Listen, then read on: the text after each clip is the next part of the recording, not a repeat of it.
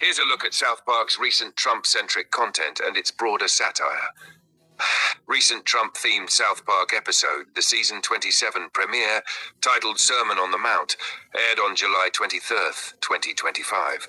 It became South Park's most-watched premiere since 1999, drawing nearly 5.9 million viewers across Comedy Central and Paramount Plus within its first 3 days.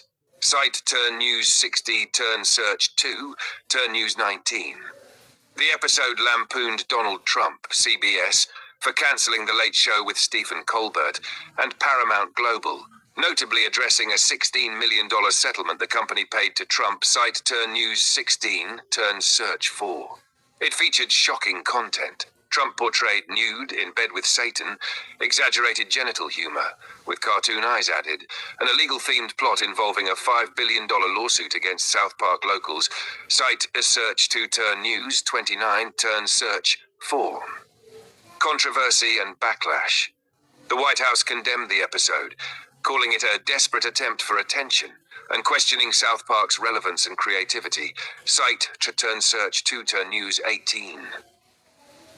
Creators Trey Parker and Matt Stone, in a deadpan apology at San Diego Comic-Con, defended their bold choices, highlighting the creative loophole of turning Trump's genitalia into a character with eyes to bypass censorship. Cite Turn News 18, Turn News 29. What's next? After the premiere, South Park is on break, with the next episode scheduled for August 6, 2025, at 10 p.m. ET on Comedy Central, also streaming on Paramount Plus. Cite Turn News 18. A teaser trailer reveals another scene of Trump trying to seduce Satan by rubbing his thigh under a table, again prompting controversy.